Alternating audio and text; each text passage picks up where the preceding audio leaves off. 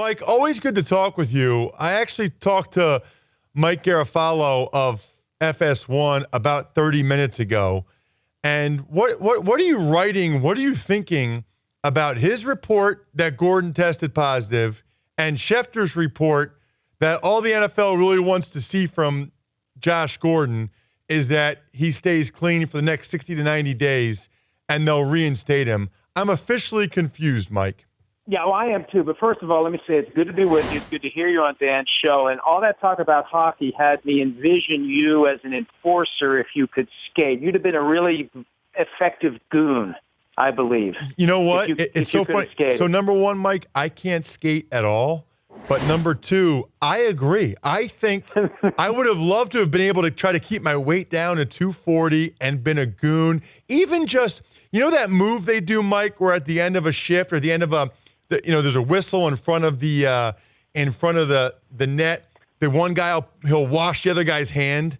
I would have done that all the time. I love that. I love doing stuff like that to people. And you get to have weapons too. So that big stick can do a lot of damage. With this Josh Gordon thing, I'm confused because I've looked at the substance abuse policy. I mean, let's just consider this. If Gordon had been reinstated before his latest failed drug test, he would have been banished again for at least another year. I don't know how or why the NFL can cut him a break if he tests positive while he's on a permanent banishment with the ability to apply for reinstatement after a year. It doesn't make sense to me why they would do this. And why make him continue to miss the off-season program? Let him come back. He's got every incentive to stay clean. He's got every incentive to pass any and all drug tests that he would still have to take if he's reinstated. Let him rejoin his team and make sure he understands one more false move and you're gone for another year. I mean, I feel like in a weird sort of way, Ross, they're trying to cut this guy a break, and I can't help but wonder whether the NFL realizes how onerous and heavy-handed its substance abuse policy is as it relates to marijuana and alcohol. All this talk about guys choosing to leave the NFL prematurely, and you've got Josh Gordon, Justin Blackmon, Martavis Bryant, guys who want to play and can't play because the NFL cares too much about what these guys do on their own time. Maybe the NFL is starting to wake up to the ludicrous nature of worrying about what guys do in the privacy of their own homes. Well, you mentioned ludicrous nature. I guess what I would say to that, Mike, is I think that they realize that Josh Gordon is going to test positive again, and they're trying to save themselves and him the embarrassment by just seeing if he can go 60 or 90 days without testing positive before they green light him. Just reinstate him and let him, or just say, here's the thing, he's already failed the test. He's suspended for another year. He's already failed the test while he was on his 1-year suspension. This whole thing seems fishy to me, Ross. And the one thing that's kind of been lost in this, there's supposed to be a strong confidentiality provision in the substance abuse policy. So is it a coincidence that at a time when a lot of people were criticizing the NFL for not acting on the reinstatement application, that all of a sudden out of the blue, 3 national media outlets are reporting that Gordon failed a drug test last month, something that should be secret until it's all finalized? There's just something about that aspect of it that bothers me as well. Just because if you're going to have a confidentiality provision, you need to enforce it.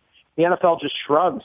They don't even shrug. They just ignore it when there's a clear violation of the confidentiality. And in this case, I think it's fair to say it's suspicious that maybe someone connected to the league wanted to get that out there so the criticism of the league's delay would end. We're talking with Mike Florio, ProFootballTalk.com. I'm looking at the screen right now on TV. West Virginia College of Law alumnus. I love that that's what they're promoting. West Virginia College of Law alumnus, Mike Florio here on the Dan Patrick Show. Mike, did you see the Manziel video? Why do you sound surprised by that? I guess I'm just surprised that that's what they're promoting. I mean, did they ask you what you wanted them to promote? I would think that you want to promote. No, they do research. No, they do research, and that is accurate. Everything that they've had on there when I've been on over the years is accurate. Yes, it is accurate. It's interesting. Now they're promoting that you're on TV tonight on NBCSN. I mean, we all can't get into Princeton, Ross. Not that I tried, but we all can't get into Princeton. Hey. You went to Carnegie Mellon. It's a very, very good school. Don't even try to go down that road. And you got into Carnegie Mellon with no athletic support whatsoever. So you Boy, are boy. a very, very bright guy. Hey, you know who doesn't seem like a bright guy at this point is Johnny Manziel. Did you see the TMZ video? And if you did, I mean, is there any chance in your mind he actually gets signed? I don't think there is. I mean, I feel like he tried to attach himself to Von Miller just so he could create the perception that he's turning his life around. That was the quote, turning our lives around, bro. Well, no, bro. Von Miller's turned his life around. He had a suspension a few years ago. He got suspended 6 games for trying to beat the tests. And the only reason he didn't get suspended longer is that the NFL's sample collector was complicit in the scheme. I mean, Von Miller was into some pretty serious stuff, and he has turned his life around. Johnny Manziel needs to turn his life around, not by claiming he's living with a guy he's not living with, but turn his life around. He was in rehab for 10 weeks last year. His dad has made it clear that he thinks he needs to go back. I don't know why he won't go back, but he needs to get his life turned around. And telling TMZ that you're living with Von Miller when you really isn't is not going to convince anyone to call up Drew Rosenhaus and say, hey, we'd like to sign your client to a 5-year contract. Mike, I'm curious. I haven't read any of your stuff this morning yet. How do you treat Gordon and Manziel, and how should we treat these guys in the media? Because 10 years ago, still NFL player Ross Tucker wants to call them morons and idiots. And probably 5 years ago, Ross Tucker still wants to call them morons. Now, though, that Manziel has been to rehab for 73 days in Pennsylvania and clearly has an addiction issue, an alcohol issue, and Gordon has something wrong with them. Is it the right way now to just talk about these guys and just say it's sad and unfortunate and they have an issue and I hope they get help? I mean, are we past the point where it's okay to call these guys morons?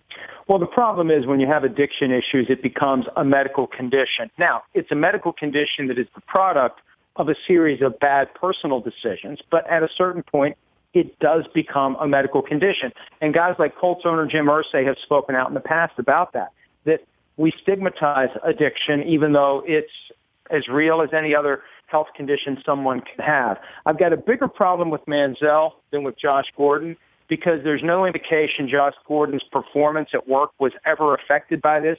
With Manziel, it just feels like his lack of commitment to the team, his lack of commitment to football is in some way caught up in his lifestyle. But again, if we're talking about a health condition, we need to treat it that way. We need to have compassion for those who are suffering from it. And you can only hope that the guys who are suffering from it will find a way to publicly embrace their situation and resolve this health condition because it can be a very powerful motivator to the thousands of other people out there who are dealing with the same issues in their lives. Talk with Mike Florio. You can check him out, PFT Live, every morning. Pro Football Talk, of course, is the website that I'm all over every day. A lot of people are. Last question, Mike. You referenced guys leaving early. Do you feel like this is becoming a trend? I wrote about it in my column today, and I don't know if we're just more sensitive to it or what, or it's, the increased scrutiny in the media or just maybe the increase in social media, but it sure feels to me like more guys that still have a good year or two left in them are choosing to step away than ever before. Yeah, but I feel like that it's happened in the past that we weren't locking onto this narrative that, guys are choosing not to play football. There must be a problem with football, and people are abandoning football, and football is eventually going to die because of it. The other side of that coin is there's going to be over 250 guys drafted in a couple of weeks. Not a single one of them has hesitation about embracing the NFL. There'll be 600 more who are signed as undrafted free agents. There will be hundreds more who are clamoring for an opportunity to get onto a 90-man roster, just in the hopes of competing for a final 53-man roster spot.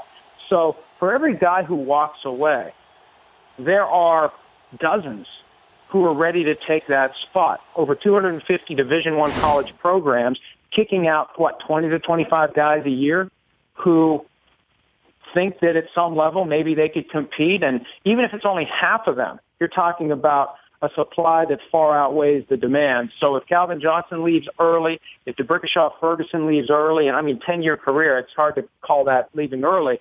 But for every star who walks away, what do we see, Russ? Whether it's because of injury, whether it's because the guy chooses to retire, there's always going to be another star who steps in. One guy exits the stage. There's 1,696 total jobs in the NFL, and there will be star players who emerge from that scrum. So one star leaves, another guy becomes a star, and that's the way it's always been in the NFL. Yeah, and Mike, I've said it before, I'll say it again.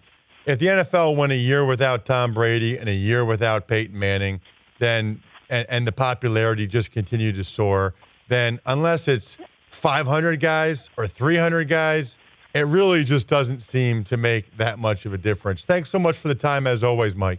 All right, see you, pal. The Dan Patrick Show, weekday mornings on Audience.